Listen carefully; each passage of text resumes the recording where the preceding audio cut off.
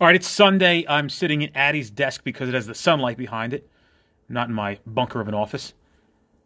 A guy asked me a question. I thought it was worth the time and effort to jump on here and answer it. So if you're going through the same thing, it's some good practical advice that you can employ in your agency that may help you with some of the issues that he's dealing with and looking to resolve. And his response is, or his question was, hey, I work at an agency. I'm trying to pitch them the idea of changing how we do policing here. And hopefully the guy who sent this is watching this video. How we do policing here. What's the best way of going about speaking to the higher command staff about changing the culture of this police department? And that's a tall order, right? And I want to be very clear about what I think and some strategies. So hopefully, if you find yourself in this situation, maybe this advice will help you. Hopefully it won't hurt you. Here's some advice.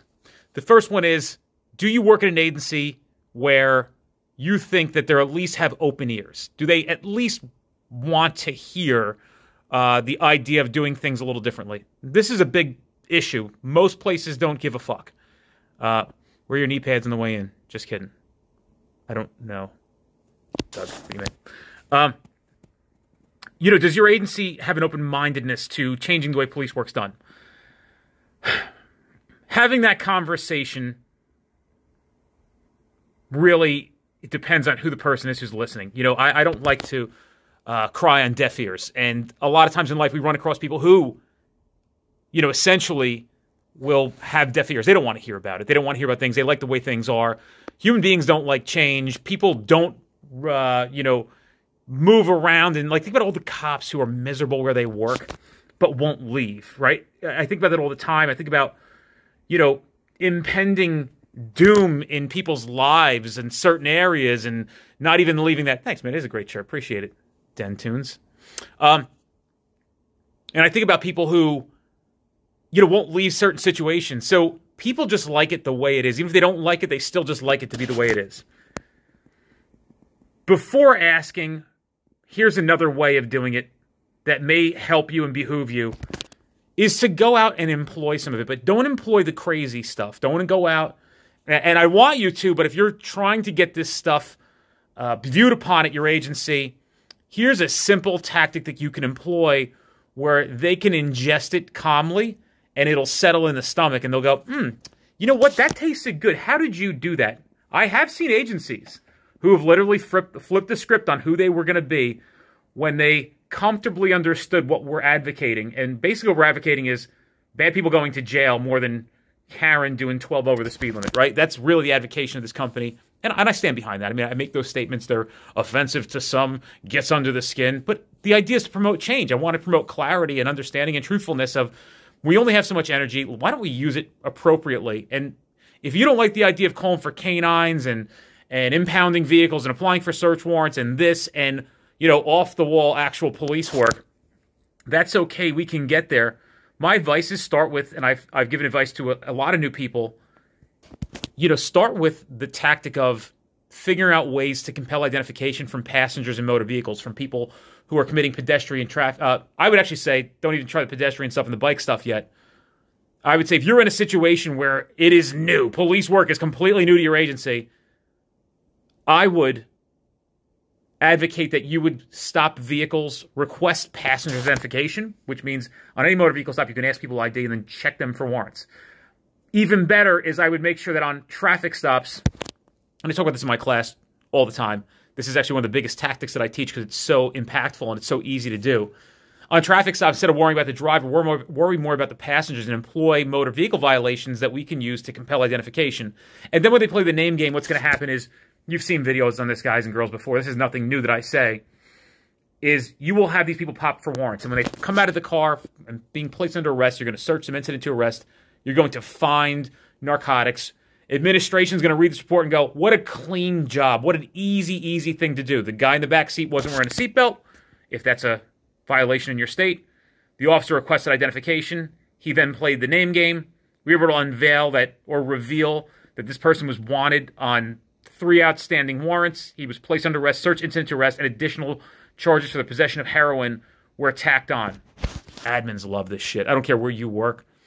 I mean, even the ones who aren't doing police work, right? Even the ones who aren't doing police work, they are still getting value. And this is where you start to have the conversation. Hey, because eventually they're going to come to you and say, hey, where did you learn all this stuff? You say, hey, I took this training class and I'm in this group on Facebook and I follow them on Instagram, whatever it may be.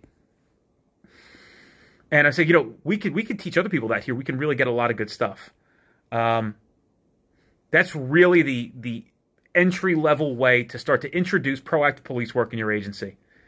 It's very light. I mean, it really is. It's very easy to do. Almost everybody's okay with it.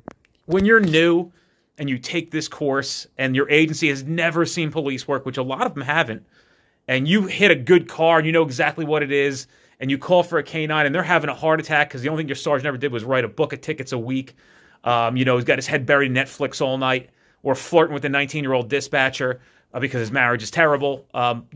When that's the reality of things, you've got to be careful and you got to be self-sufficient, right? You got to be able to do things without calling for help, and make sure you get into a position where you are not generating complaints against yourself. Very, very simple tactics to employ, and they will go a long way.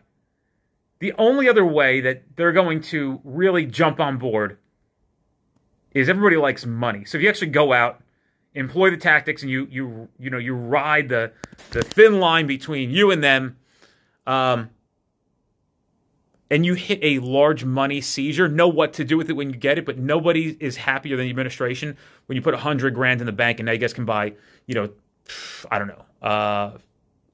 50 new patrol rifles for the agency. 100,000 buy that? 50? Something like that, right? You could buy 3 new patrol cars, 4 new patrol cars. That's when they're going to see the ROI and the investment. We have people who go to the training, come out, have success. Their administration's pleased with the results, and then we'll start to filter people through and they understand what we're teaching and what we're doing. There's no trickery to this stuff. It's just simple, practical, common sense valuations on how to go out and perform this stuff. Lincoln, not a cop. We're getting so much better. Thanks for you guys doing. Thanks, man. It was nice seeing you at dinner. Lincoln, not a cop. So hopefully that answers the question. I'll message you back if you didn't see this video, the guy who sent me the message. You can have the conversation, but be very, very careful of it because people don't like the boat being rocked, especially when you have a guaranteed paycheck every 2 weeks. As long as you don't get fired, you're going to get paid. So there's no status quo to perform, right? If the public only knew how police departments actually ran and essentially what the solution would be to all their cries for systematic change would actually be to fund the police, right? But, listen, idiots are in charge. What can you do? When idiots are in charge, nothing gets resolved. It only gets worse and worse. Hopefully you guys found value. Enjoy your Sunday. I'm going to sit here and, computer turned off. Continue to write California case law for our on-demand program for California.